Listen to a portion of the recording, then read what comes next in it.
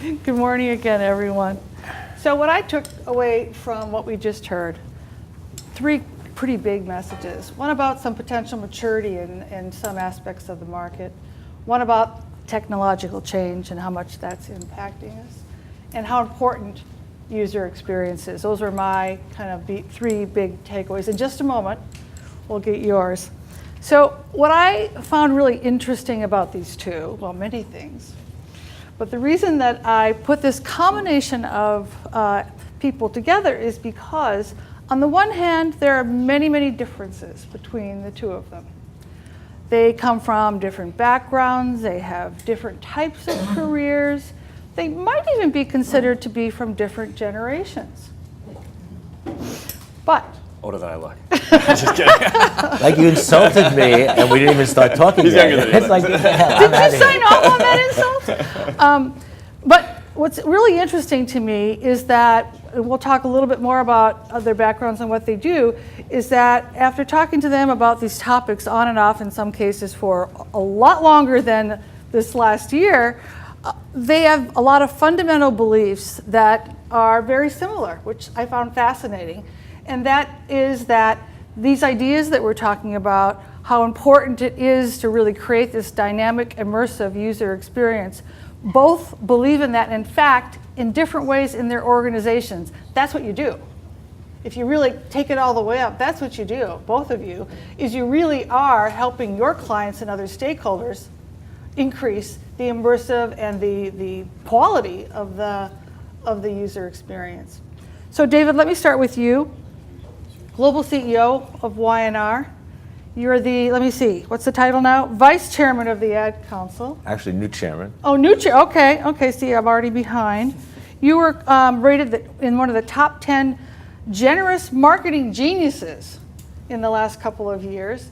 And I got a long... Fake news.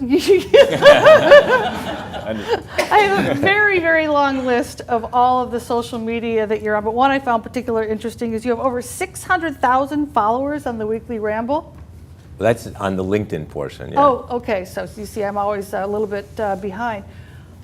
Tell me a little bit about why you think that, or first, what did you take away from what Stephanie said? And why do you think that you have a lot to offer us on this topic? Well, I think that, if you think about what Stephanie said, if you look at the numbers and you just look at some of the issues around internet advertising, television advertising, etc., I think that we look at it all the wrong way. And there's just a lot of digibabble in it. And to me, digibabble is my term. Wait. How long were we up here before you said that? About 10 seconds. So digibabble, you got to get that in quick. Because digibabble, in fact, is the one thing that I believe holds back a lot of what we do in our world, and is holding back a lot of ideas, a lot of thinking, and a lot of development. So the problem is when you start talking about advertising, you start talking about television in particular, it doesn't mean anything anymore. Because TV is no longer just ABC, CBS, NBC, CNN, whatever. It's anything that you watch on any kind of a screen. Now, what's most interesting is if anybody thinks that the future of TV is in mobility, not mobile, and mobile could be many things, mobility is being those little screens we carry around, they're just out to lunch. Because people, one of the first things that we know that young people do when they get a job is they go and they buy a big screen so that they can watch. Facebook has now created a special app so that you can actually project from your, whatever you're watching, if you're doing mobility, onto a big screen, because that's what people want to watch. So ultimately, all these things have converged. Right, so and it's a we little have bit to like get back to that the same convergence. problem with the television definition we're now having with mobile. Right, so we just need to get to we need to get to better definitions of what we're talking about. Because at the end of the day, it's about content. It's about the content, who's going to pay for the content, how we access this is going to change in 10 years anyway, so who cares? The real question right now is who pays for it. We've been used to paying for advertising. We're not paying as much by advertising anymore, but the content is way better. The best, we're living in the golden age of content, and we've talked about that. I mean, the best stuff we've ever seen, and somebody's got to pay for it. So that's where we're living now. You might be wondering, those of you in the audience, why I have this vintage picture up here. That's because she comes from a different generation than the two of us. Okay, so we waited that long to insult me. All right. So why you actually pointed this picture out to me when we were talking about user experience months ago. And why is that? Because it is a quote unquote immersive, lean in, completely together consumer experience. And the truth of the matter is that we somehow think that we've created this notion in the digital world, but this has always been what entertainment is about. Now, I think we've lost it because personally, from my perspective, there is no digital experience that's as good as this. Having just I saw Hamilton the other night, unbelievable immersive experience. Everybody was singing along with now that it's been out there so long, everybody knows the songs. People actually sing. It's like going to the Rocky Horror Show. This is an immersive experience. And if people don't get it, if you don't get that this is an immersive experience, it's a lean-in immersive experience, then you've completely missed it. It's alive, is strong and well. Alive is strong and well, but it's not just that it's alive, it's that there's an ethos here that we have yet to capture. And we might never be able to capture, which is fine. Because let's create experiences that are digital, let's create experiences that are live, and understand that they don't have to be the same. Right. And maybe we're just going down the wrong path thinking that they're going to be the same. Eden, so one of the things that excites me about what you do is I haven't met a lot of people that have such an interesting combination of deep, analytical, data-based, engineering thinking, and you get content too. That combination really is what I understand your current business is all about. Although one of his previous business it scares me how smart he is building algorithms used in a hedge fund company. So how do you get from there to the company that you're in right now? And the reason I put this picture up here, it's actually the cover of one of the articles, AI is already entertaining you, which is in your materials. But that combination of creativity, cool content, and technology, that's what you do. Yeah, I think on the hedge fund side, so I come from kind of like the big data side on the algorithmic hedge fund side. Ran a hedge fund for a few years and moved over to technology. But for me, the cross between a hedge fund and a technology company are actually very human in a lot of ways. So if you look at like a hedge fund, the best hedge funds are people that can look at a human principle, or like this is something that I believe is a human principle, and trades based off of what they view as a trend that is forming. So it could be our biggest trade when we were a hedge fund was trying to figure out looking at leverage and how leverage decays over time. So the best example I used was like cocaine. When you use something like cocaine, your highs are high. We're not going to talk about the pilots or anything, are we? Or? For those of you, no. But like it's very much like drugs, right? So that your highs are high, but then they decay over time. It's much like debt. And you know this because your wife's a doctor. Yeah, right? Yeah, there you go. Yeah, she's a nurse and she works a lot with the homeless population, so a lot on the addiction side. But it's the same thing as debt, and leverage decaying over time is a mathematical principle. So if you take the fact that leverage decays over time, you can figure out that there's a trade around leverage decaying over time. So technology is very similar. If you look at technology as a product in and of itself, then you're looking at it the wrong way. Technology is a enablement product. It allows people to engage with something in a different way. Speaking to sort of the previous segment here, I think user experience, just taking that one step further, I think user experience is key, but it is key because the consumer is king. So consumers have the better ability to discover content that they ever have before through all the platforms and choices that they have. So historically, discovery looked like you walk into a retail store and brands mattered a lot, and the placement of the product mattered a lot. And obviously it still does, but nowadays consumers are judging content based off of the Rotten Tomatoes score. Consumers are judging content based off of the reviews on Amazon. So the discovery process looks a lot different, and the product is more important than, in my view, the advertising around that product. So that's why, again, user experience is key, because if a product doesn't have a good user experience, it's not a great product. So again, the reason why user experience is now king, as opposed to 5 years ago, maybe it was less so. I mean, obviously it was still important, is because consumers have the better ability to discover something.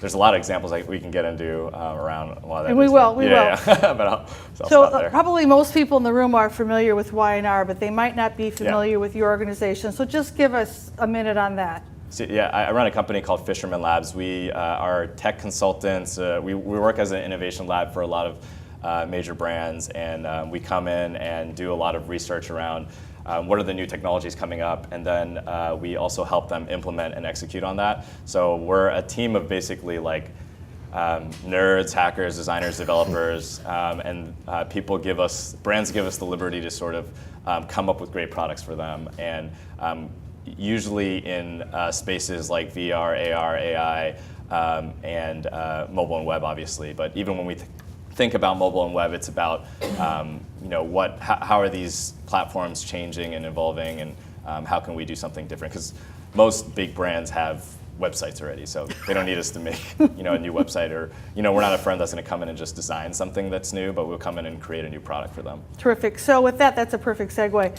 When we did our CEO survey this year, which I know David's been involved with over the last several years, and you will be involved with, we found that 23% of the executives we surveyed said that technology would have a huge impact on their future. But for entertainment and media companies, that number was 56%. So what do the two of you think the biggest impact of technology will be on the entertainment and media industry over the next few years? So I'll just jump in. At the end of the day, technology has always had an impact on entertainment and media, and maybe it's been a leading indicator. So if you go back in time, the original movies were those celluloid things that went around, somebody spun and there was a candle behind it, and people would actually come and pay to see these flickering images. And then, of course, you had Edison. We went to talkies. There's always been a leading edge here of technology in terms of media. We saw Avatar, right? And we thought every movie in the world was going to be done like Avatar. It was going to be that kind of 3D with all CGI. Turns out that's not the case. Turns out actually we went back to more acting, more emotion, more scripts, whatever. So there's always a balance here between the art and the science. I think the reason we see that is because it's always been the case. I think they're reacting to what they know about their industry. Our industry, my industry, because I consider myself to be in that. Advertising is part of the entertainment and media pack. It's always been affected by technology. And so the truth is, I don't even think about it, because there's always another technology. There's always, and to Eden's point, it's about enabling technology. It's not like we're creating the technology. It's not like we're out there creating specific stuff. We are using technology. We are enabled by that technology. We are able to take it and adapt that technology. So, but it's always been the case. And I think that when you think about it, it's critical to our industry. So of course they would say it's higher than the average. Great. So one of the things that we've talked about before that I didn't get right away was this concept that you shared with me about technology and really human behavior, and how there's a connection there that needs to happen around, and you use Maslow's theory to explain it to me.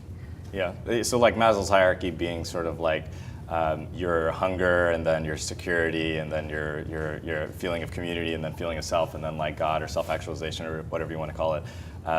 I think ultimately technology companies, you can't just position them as technology companies anymore. So if you look at the largest 5 publicly traded companies in the world, it goes back and forth, but pretty much they're all what people would consider technology companies. But I think they're a lot more than just technology companies. Like every single large technology company is becoming a media company, becoming a lot of other things outside of just technology. So I think some of my partners in the room, by the way, would say every company is a tech company. Right, yeah, so you could argue every company is a tech company, and then you could argue every company is not a tech company at the same time. So I think that it's very definitional to some extent, but ultimately I think tech companies need to address a human need.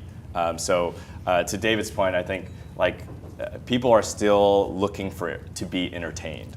So if someone's spending time on their mobile phone, they're being entertained by their mobile phone. If they're spending time on social media, they're being entertained by user-generated content versus produced content. But ultimately, they're all entertaining you in some form or another. So I think like understanding that technology is for the purpose of some type of human need at the end of the day makes it a lot easier to say to a media company, you're not in a different position than you were 5-10 years ago. You're actually in the same position and you're just if not better. Well, yeah, and I think technology also changes the place that people discover things and then how people spend their time too as well. So people are.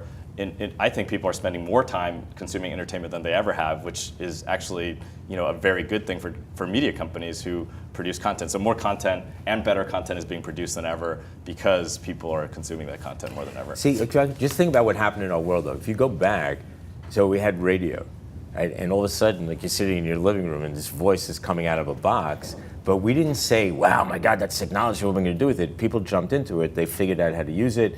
In the beginning, all radio broadcasts were people just reading from newspapers. That's right. And then they learned how to create drama, they learned how to do music, they learned all these things. Then we come to TV. And then nobody sat there and said, oh my God, like how the hell did that guy get into that little box? That's magic or technology. We just said, wow, isn't that awesome? How do you use it? So the original use of television were guys standing in front of radio microphones reading scripts. And then they learned how to do all the things that they learned how to do in radio. The problem with the digital world is we looked at it and said, oh my God, that's technology. So it's amazing that all the other ones we never looked at and said that's technology, just wow, we're going to use it. We said that's technology. So our industry abdicated. I think this whole industry abdicated in the beginning. And so all of a sudden everything became technology. Retail became technology. I mean, Walmart was a technology company 50 years ago. Right. They had the best supply chain. I mean, you guys know this better than we do. They had the best supply chain, they had the best computer programs, et cetera, et cetera, et cetera. But Amazon became known as the technology company. They're an awesome retailer, an amazing retailer. Prime has got nothing to do with digital, it's a retail strategy. So we abdicated. Now we've gotten back to this point, we've given up that abdication and we said, wait a second, we get it. It's not just technology, it's about people. It's about people first. Right. Now how do I take that and make it work? So there's been a lot of deals in the last several years and a lot of partnerships around this concept, around technology companies becoming much more storytellers or communications companies buying media companies. Eden, do technology companies need to be storytellers to survive and thrive in the future?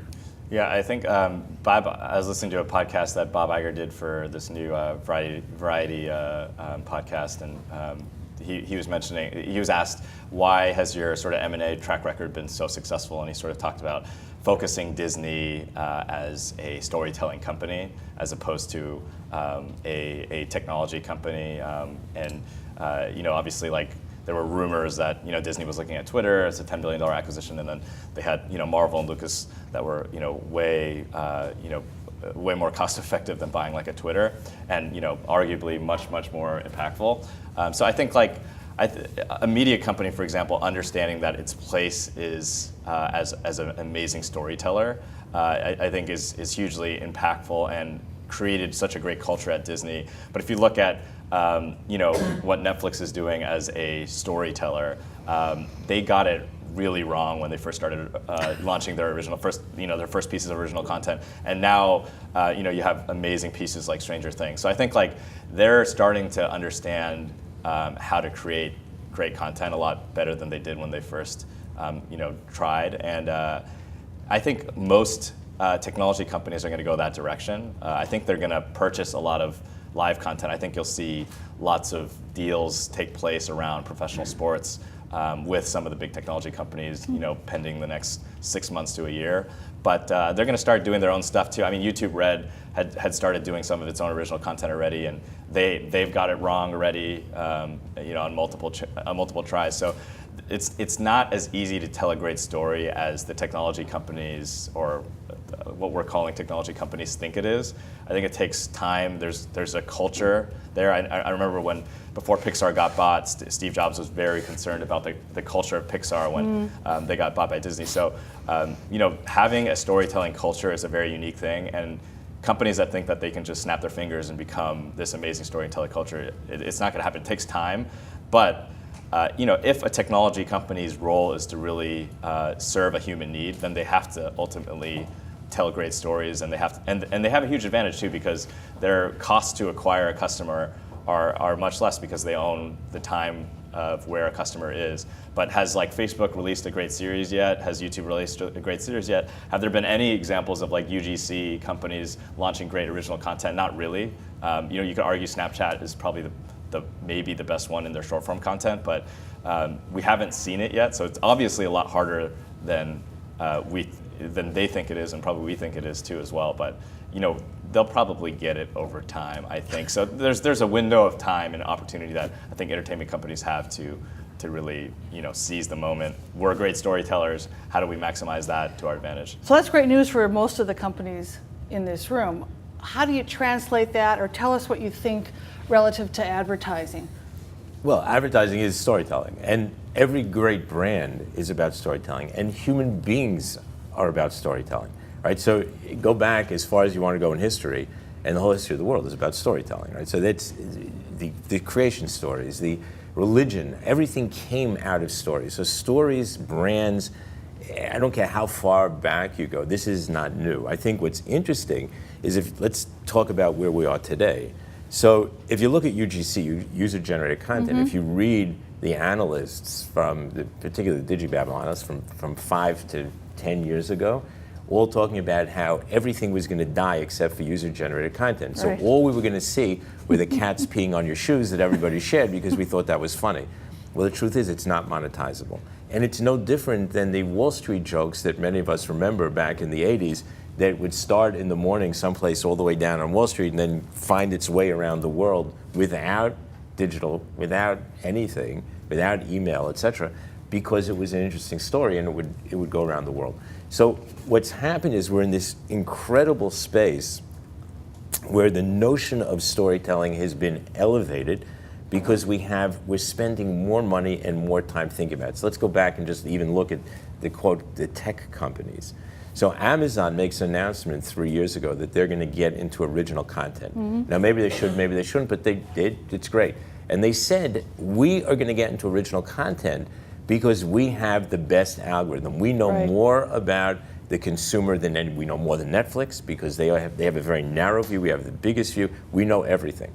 So we're going to make the best content. Why? Because it's going to be cheaper, because we're going to have less starts and stops, so we're not going to have to pilot everything. We're going to be able to come out with hits right away. Nobody remembers what they did the first 2 years. Nobody. Do you? It was garbage. No, it was garbage. So what happens? Amazon comes out, they make a big announcement saying, well, we've just hired Woody Allen, the best directors, the best writers, the best producers, the best actors. And somebody asked them the question, what happened to the algorithm? And this is a quote, you can all look it up, you can Google it or Bing it. I have to get that in at least once Microsoft is a client. You have to, but search it. And the head of production at Amazon actually said, well, what did you think? That you put the information in a computer and here's the quote, doot, doot, doot, out comes a show? This is not about computers, it's about art. Now, I thought that was brilliant. And so that's where we are. We're in this place where Netflix does great content because they're spending the time hiring great writers, great directors, great producers, and doing amazing things. Even networks like Starz, which was doing death porn on terrible blue screen a number of years ago, has actually gone and they started doing stuff on location, high production values, because there is no choice today. So I think that when you look at it, you realize that we're in this thing. Now, just one last point, which I think is really important because you come back to Netflix. So Netflix, though, is caught they're caught in their own bubble. So Netflix produces or buys into, it's not important, a movie called Beasts of No Nation.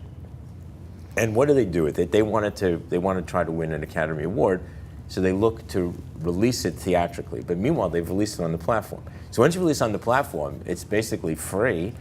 So they made, the numbers are fairly accurate, $50,000, $48,000 in theatrical release, which was enough to get them into the running, but that's nothing, right? What does Amazon do? Amazon goes to Sundance, they buy Manchester by the Sea. So now they become the executive producers. But Amazon could have done the same thing. They could have said, hey, we're going to put it on Prime and release it. Well, they're not nuts. They're the smartest retailers in the world. So what do? They do it for limited theatrical release, then bigger theatrical release. Meanwhile, they made $50 million, $60 million before the Academy Awards, more than paid for their investment. Academy Awards come, they win, make it again, then they put it for pay-per-view, and only at the end of a long process does it show up on Prime for free. Now think about that. Some people would look at that and say, well, they don't get the digital world.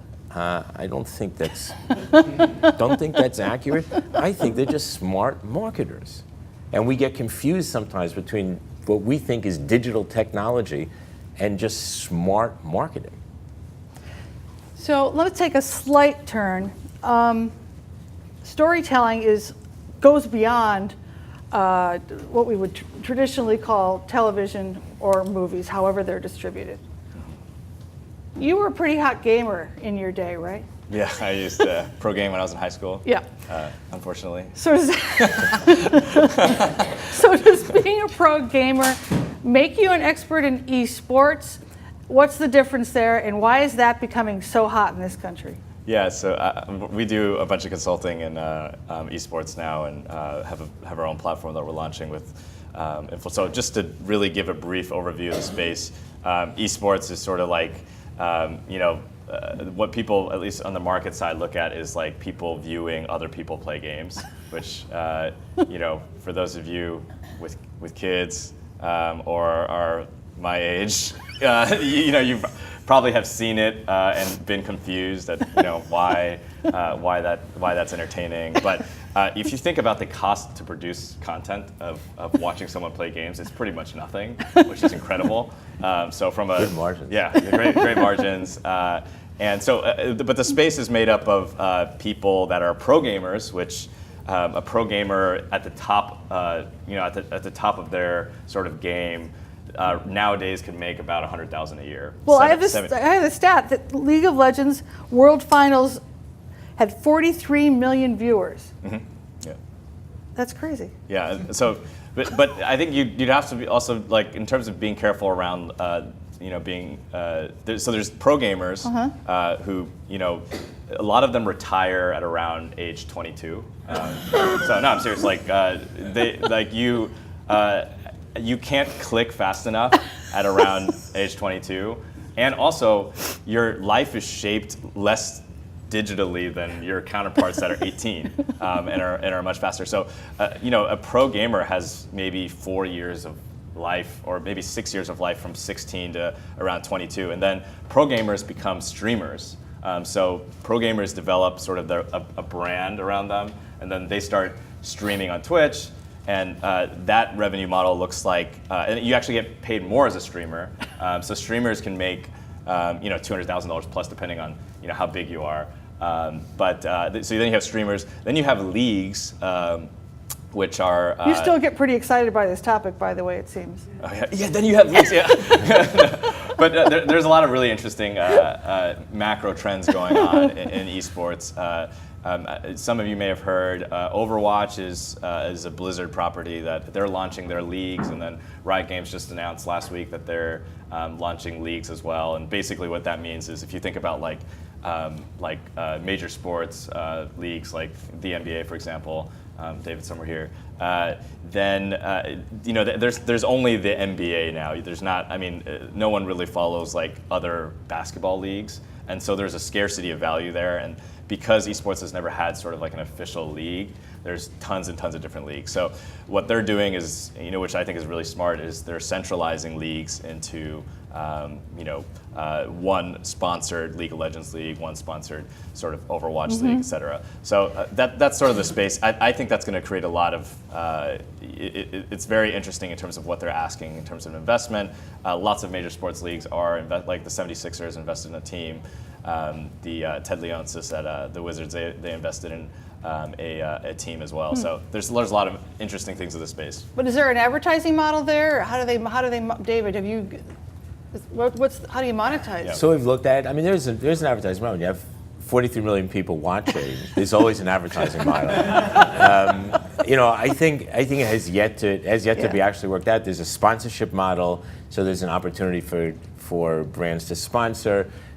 Dell, one of my clients, we make Alienware, so it's one of the best pieces of hardware for real hardcore gamers. So that's a very important platform for us. All the gaming competitions are huge venues for us. So. Yeah, I also think right now brands are still trying to figure out how to do advertising to esports. So the demographic it depends on how you cut it. Lots of different people have cut it, but it's about a $500 million segment this year.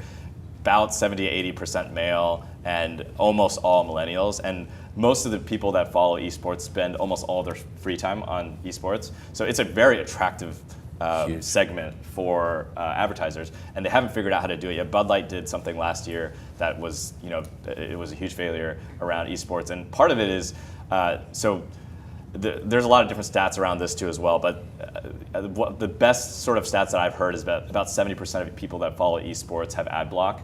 So you can't just reach out to them in traditional measures.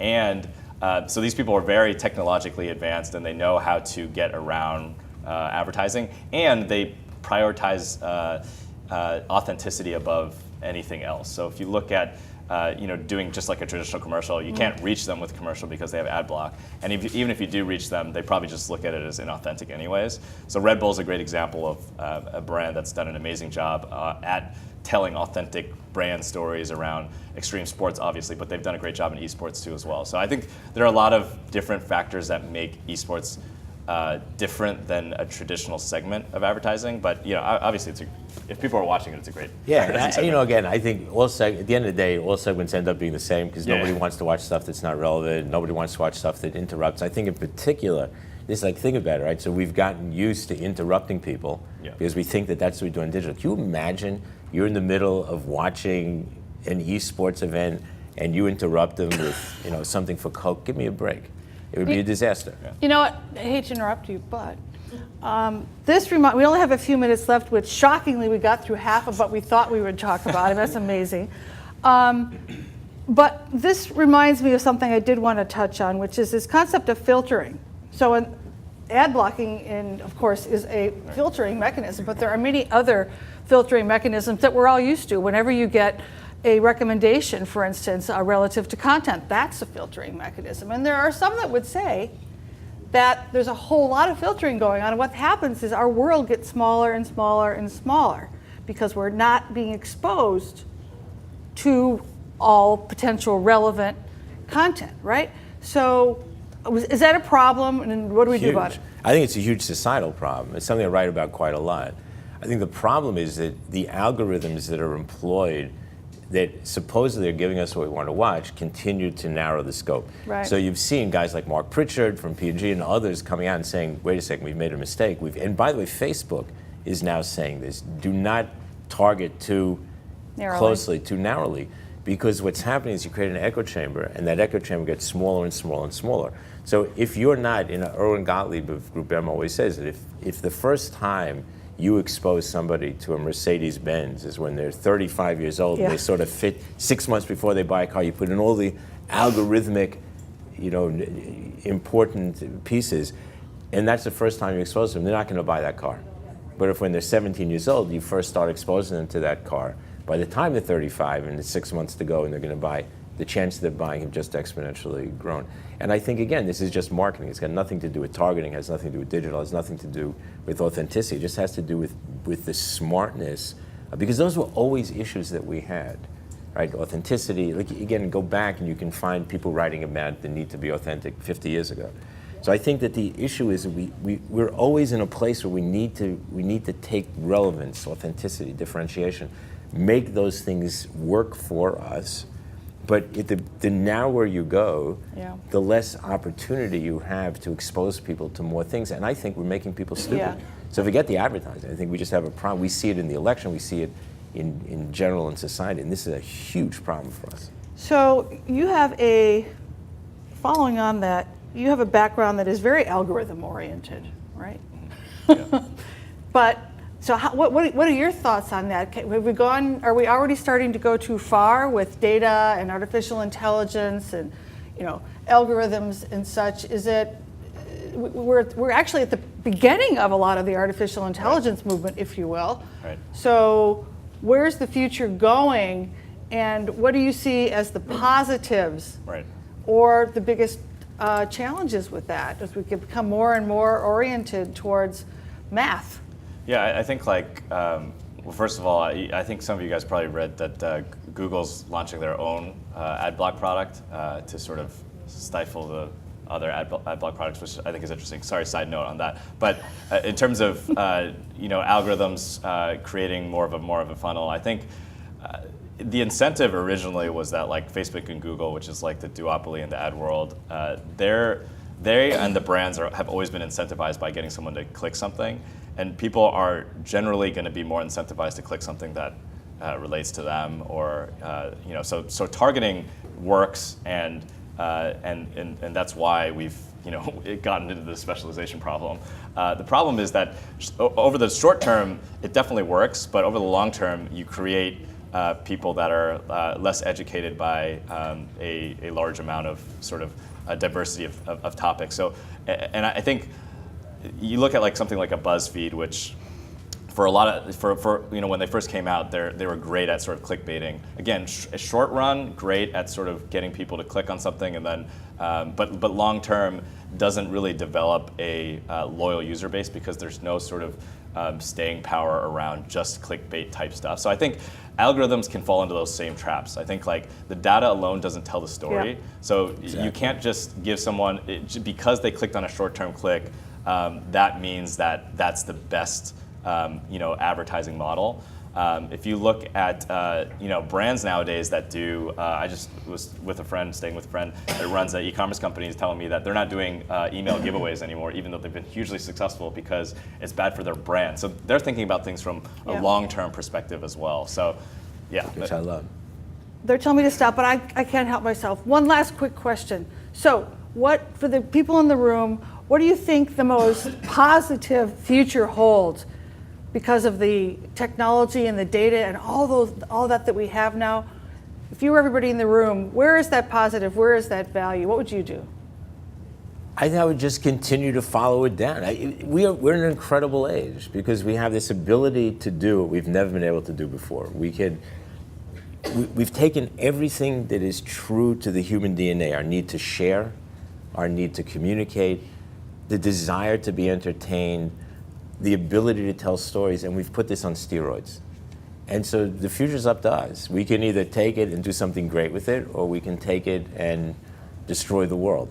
And we've seen that happen way too many times, right? So we've seen what happens with great technology. It goes towards destruction and war.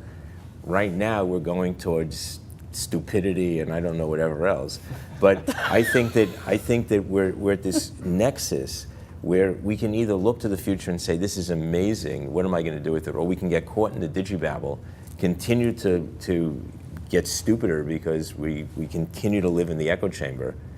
And I think we're just going to stifle ourselves and development of great stuff like Eden's working on. So let's actually end there then. You are on the ground making this stuff that David's talking about. You are using all this great technology. You are responding to the market. Where do you see the most positive thing in the future? Yeah, I go back to like storytelling at the end of the day. I think because we have, again, great ability for discovery, again, it's given power to the consumer to decide what's good and bad. So at the end of the day, like brands have more of a pressure to create great products. So I think everyone right now is looking for what's like after mobile. This is the 10-year anniversary of the iPhone coming up, and it's continued to grow. And people are thinking, what's like the next sort of framework that people are going to experience technology with? I think it's a good question, and I think there will be changes in telepathy. Yeah, exactly. Yeah, I mean, there will be changes in the next 5 years, but I ultimately don't think it really matters. Whether you're on your mobile phone or whether you're using AR or VR or whatever, you have to tell a great story, whether it's experience or it's in front of your face, and it doesn't really matter, to David's point. So I think we're working on creating a lot of just amazing experiences in VR and AR, but whether that's different than TV or whatever, what have you. It's kind of great content. You both agree. Great content is what it's all about. Great content, great products. Right, Absolutely. and that's great for this room because that's what you're all involved in, right? So let's thank our Thank you. fantastic speakers. Thank you. It's wonderful. So we have a 5-minute break. I'm not sure what one does in 5 minutes. And then we were going to come back and hear from our technology, media, and telecommunications leader, Mark, and Michelle Castillo from CNBC Digital. So come back in 5 minutes and we'll continue the show.